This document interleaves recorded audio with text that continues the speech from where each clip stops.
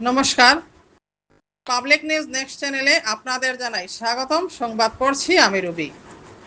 Palanghat সিসিজেসি HS স্কুলে প্রচুর সংখ্যক রেশন কার্ড হোল্ডার, ডিলার, সভ্য এবং জনসাধারণের উপস্থিতিতে রবিবার পালংঘাট সমবায় সমিতির বাৎসরিক সাধারণ সভা অনুষ্ঠিত হয়।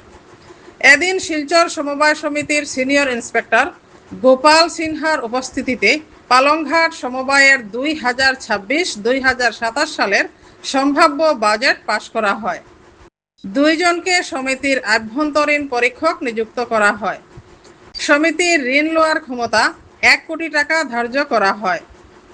সভ্যদের ঋণ লওয়ার ক্ষমতা 1 লক্ষ টাকা ধার্য করা হয়।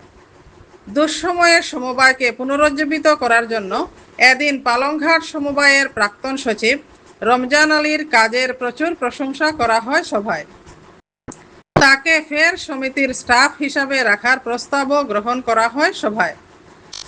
এদিনের সভায় প্রাসঙ্গিক বক্তব্য রাখেন সমবায় বিভাগের সিনিয়র ইন্সপেক্টর গোপাল সিনহা, জেলা পরিষদ সদস্য মিহির কান্তি রায়, হিমাদ্রি দে, পালংঘাট সমবায় সমিতির সচিব আব্দুল কালাম, বিজেপি নেতা অপূর্ব দাস, রাজীব দে প্রমুখ। এদিনের সভার বিস্তারিত দেখতে থাকুন পাবলিক নিউজ নেক্সট চ্যানেলের ক্যামেরায়। আপনাদেরকে কি দিতে পারে, আগামীতে কি দিতে পারে, আপনাদের আর্থিকভাবে কেমনে লাভবান হবে তার বিষয়ে কয়েকটা কথা বলবো আপনাদের। কথাগুলো প্রথমেই বলেছি যে আপনাদের এখানে একটা কোল্ড স্টোরেজ বা বড় রাইস মিলের দরকার। কোল্ড স্টোরেজ যদি হয় যেখানে প্রায় আপনারা জায়গা জমি আছে 2 কোটি টাকা পর্যন্ত আপনারা প্রজেক্ট নিতে পারেন, যেখানে 50% নাবার্ড সেন্ট্রাল থেকে আপনাদের সাবসিডি দেওয়া হবে, মানে 1 কোটি টাকা পর্যন্ত সাবসিডি দেওয়া হবে। বাকি থাকবে 1 কোটি টাকা। 1 কোটি টাকার আপনারা 10% সোসাইটি বহন করবে, 90% এফএক্স ব্যাংক থেকে লোন হিসাবে দেওয়া হবে, যা বাৎসরিক 4% হিসাবে দেওয়া হবে, যা খুব কম। তা দিয়ে এখানে যদি বলা হয় কোঅপারেটিভ স্বাবলম্বী হলে, কোঅপারেটিভ স্বাবলম্বী হলে আপনাদের কি লাভ হবে বলবে যে আপনাদেরকে এই কোঅপারেটিভ থেকে ছোটো মোটো ঋণ দেওয়ার ব্যবস্থা করা হবে। এখন ধরেন বহুতে গাড়ি নেই, বাইক নেই, অটো নেই, এগুলো পরবর্তীতে সোসাইটি যদি স্ট্রং হয় এখান থেকে নিতে পারবে, এখান থেকে নিলে বহুত কম ইনস্টলমেন্টে আপনারা নিতে পারবেন। আর 2 নম্বর হলো এখন থেকে আসাম গভর্নমেন্ট একটা প্রজেক্ট আনেছে যে আপনারা এফএক্স ব্যাংকের মাধ্যমে আপনারা কৃষি লোন নিতে পারবেন, আর যা খুব সহজ পদ্ধতিতে নেওয়া যায়, আর যেখানে ঋণের যেটা সুদের মাত্রা এটা বহু কম, মানে 5% থাকে। 5% মানে 100 টাকা নিলে বছরে 4 টাকা দিতে হবে ব্যাংক, যেখানে সোসাইটির নিজের 4 টাকা লাভ থাকবে। তো সোসাইটিরও লাভ থাকবে, সোসাইটির লাভ মানে আপনাদের লাভ। আর এখন আগের মতন আপনারা যে কেউ যে না দিলে হবে সোসাইটি দিয়েছে এমনি না, আপনাদের লোন কিন্তু ডাইরেক্ট ব্যাংক থেকে দেওয়া হবে, যেখানে আপনাদের সিভিল চেক করেই দেওয়া হবে। গতিকে কেউ যদি 10,000, 20,000, 40,000 নিয়ে এটা না দিলে হবে এমনি হবে না, কারণ ব্যাংক এখানে ডাইরেক্টলি জড়িত থাকবে। ওইগুলো আপনাদের আর কোনো একটা যদি প্রজেক্ট নেওয়া যায় ভালো ভালো, তো সোসাইটির মধ্যে হলে আপনারা। এখন আছে আপনাদের কার্ডের বিষয়। প্রথম কথা হলো আমি প্রথমেও বলেছি যে কার্ড সংক্রান্ত কোনো ব্যাপার সোসাইটি ডাইরেক্ট কিছু করতে পারে না, আমরা ডিপার্টমেন্টও করতে পারি। আগে সাপ্লায়ার থেকে ডাইরেক্ট সব কিছু কাজ হতো, তখন আমাদের সোসাইটি সেক্রেটারি এগুলা কিছু করতে পারতো। কিন্তু এখন গভর্নমেন্ট কি করেছে, এই পুরো সিস্টেমটাকে জিপি পর্যায়ে নিয়ে, মানে জিপি যাতে আপনাদের প্রতিনিধি সিলেকশন করতে পারে। এখন বড় প্রবলেমটা হয়েছে কি আপনাদের 400 জনে আপনাদের অ্যাপ্লাই করেছে, হয়ে গেছে 100 জনে, 300 জন বঞ্চিত। যে 300 জন বঞ্চিত তারা বলবে কি আমাদের হলো না, চলো 100 জন হলে তো এখানে সাপ্লাই কিছু করেছে। এটা করেছে না, আপনাদের প্রতিনিধিকে জিজ্ঞাসা করবেন, প্রত্যেক বছর প্রত্যেক দিকে একটা টার্গেট দেওয়া হবে যে 100 জন, 200 জন, 150 জন আপনাদের টার্গেট।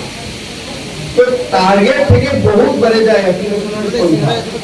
ওই সিলেকশনের সংখ্যাটা যখন বাড়ে যায় তো এগুলো সব পাঠায় যায়, জিপি রিস্ক নেই না যে আমি আয়ের রাখবো এর রাখবো, রিস্ক নেই না। 100 জনের টার্গেট থাকলে 400 জনের নাম পাঠায়, কিন্তু আপনার জিপিটার টার্গেট দেওয়া আছে 100 জনের। তো ওইটাই হচ্ছে প্রবলেম, কারণ একটা জিপিতে মিনিমাম 10টা ওয়ার্ড থাকবে, 100 টাকা যদি দেওয়া থাকে 10টা ওয়ার্ডে কত করে পড়বে? 10টা করে পড়বে। একটা ওয়ার্ডে কি 10 জনের নামের অ্যাপ্লাই হয়? 10 জনের তো হয় না, হয়তো 100 জনের 9 পর্যন্ত বাদিয়ে পড়বে। এটার একটাই সমাধান সূত্র থাকে, এইটা হলো কি আপনারা একটা ভিতররা গ্রাম্য তাই আপনারা এটা ডিমান্ডটা রাখতে হবে, আপনারা একটা ডিমান্ডটা রাখতে হবে যে আপনাদের অঞ্চলে যাতে টার্গেটের কিছু বাড়ে। এই ডিমান্ডটা আপনারা ডাইরেক্টলি রাখতে পারেন, আপনার প্রতিনিধিরা রাখতে পারেন। এখন তো মন্ত্রী আপনাদের এখানে, আমার ডিস্ট্রিক্টেরই মন্ত্রী, সাপ্লাইয়ের মন্ত্রী আমাদের পঞ্চায়েত মহাশয়, মাননীয় মন্ত্রী মহোদয়, আর কোঅপারেটিভ মন্ত্রীও। ওদিকে আপনার ডিমান্ডটা ওনার কাছে রাখুন বা ইয়ের কাছে রাখুন, গভর্নমেন্টের কাছে, যাতে আপনাদের যে এমনিতে যেগুলো জিপি আছে এখানে টার্গেটটা বেশি করবে। আর অন্য কিছু যে সাপ্লাই থেকে করতে পারবে না, কারণ এটার সিলেকশনটাই করবে আপনাদের এখান থেকে। তারা সিলেকশন কাটার মানে এখানে তারা উত্থানের দায়িত্বটা তারা নিজে করতে পারে, এখান থেকে সিলেকশন করে পারে। কারণ আপনাদের এখানে যে ভোগে সিলেকশনে আপনাদের ডেপুটি আছে, উনাকে আপনারা রিকোয়েস্ট করেন যে উনি যাতে এখানে আপনার মহলে যাতে এই টার্গেটটা কি বেশি রাখার জন্য, তাহলে আপনাদের সমস্যা এই বলছি আপনাদের সামনে বলার জন্য, সুযোগ দেওয়ার জন্য সবাইকে ধন্যবাদ জানিয়ে আমার বক্তব্য। মিটিং আজকে যে সভা ডাকা হয়েছে এটা কোঅপারেটিভের প্রত্যেক বছর সভা ডাকা হয়, বাৎসরিক সভা যেটাকে বলে মানে অ্যানুয়াল অডিট। অ্যানুয়াল অডিট সম্বন্ধে আজকে আলোচনা করা হয়েছে এবং আগামীতে বিভিন্ন স্কিম নিয়ে উন্নতির দিকে যাতে আমরা অগ্রসর হতে পারি এই বিষয়ে আলোচনা করা হয়েছে। আর আগামীতে আরও মিটিং ডাকা হবে যাতে আগামীতে উন্নতভাবে যাতে পরিকল্পনা করা হয় সেই সম্বন্ধে আলোচনা করা হয়েছে। একটা কমিটি গঠন করা হয়েছে আজকে, যেমন আজকে ইন্টারনাল অডিট যাকে বলে, মানে ভিতরের ইন্টারনাল যেটা অডিট, ইন্টারনাল অডিট একটা হবে, তারপরে ওরা মানে গভর্নমেন্ট থেকে অডিট আসবে। এটা এই ধরনের একটা কমিটি বানানো হয়েছে আর সবাইকে নিয়ে আসবে, ওইটাই মানে আসবে আলোচনা করা হয়েছে। আর আগামীতে যাতে আমরা সুন্দর সুষ্ঠুভাবে কোঅপারেটিভটা চালাতে পারি, যাতে লস না হয়। আর এখন পর্যন্ত আমাদের এই কোঅপারেটিভটা লসের পথে আসে নাই। আর আমি আশা করি যাতে আগামীতে অনেক লাভ নিয়ে যাতে কোঅপারেটিভটা অগ্রসর হতে পারে, আমরা সহযোগিতা করব যদি কোনো অসুবিধা হয়, এই বলে আমার সর্বোচ্চ। আজকে আমাদের পালংঘাট কোঅপারেটিভ সোসাইটির বাৎসরিক সভা। তো আজকে যে অ্যানুয়াল হিসাব কিতাব এগুলো দেখানো হয়েছে এই নিয়ে সভা ছিল। আর সভা ভালো হয়েছে, সুন্দর হয়েছে, অনেক লোকের সমাগমও হয়েছে। এবং আমরা যে বিগত যে 24-25-এর যে বাজেট ছিল সেই বাজেটের নিয়ে কথা হয়েছে। বাজেটে আমাদের লাভ হয়েছে, কোঅপারেটিভের বর্তমানে লাভের মুখে আছে এবং সম্ভাব্য যে বাজেট যেটা বলা হয়েছে আগামী 25-26-27 সেটাতেও আশা করি যে আমাদের কোঅপারেটিভ লাভের মুখেই থাকবে। আজকে সভা একটাই ভালো লাগছে, আমাদের প্রাক্তন সেক্রেটারি আছে ওনার আজকে বহুত প্রশংসা করেছে, জালালি মহাশয়কে বহুত প্রশংসা করেছে। তা আমি অত্যন্ত খুশি যে উনি থাকতে কোঅপারেটিভকে উন্নত করিয়ে ছাড়াচ্ছে। ওনার স্বাস্থ্যর শুভকামনা জানিয়েছি আমি।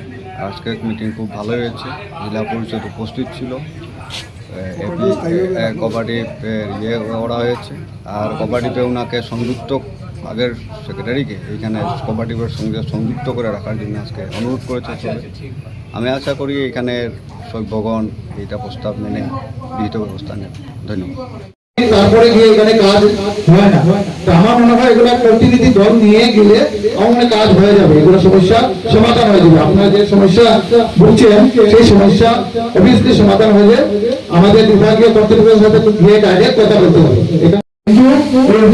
কাজ হয় হ্যাঁ, এগুলো আমরা এখান থেকে যেতে হবে, অফিসে গিয়ে দেখা করতে হবে সাপ্লাই অফিসে আধিকারিকের সাথে। আর আমি কোঅপারেটিভের কথা বলেছে এইগুলো যাতে একটু স্পষ্ট স্পষ্টীকরণ দেন তাহলে খুব ভালো হবে। আর বিশেষ কিছু বলছি না, এগুলো আমার বক্তব্য শেষ করলাম। ভারত মাতা কি জয়।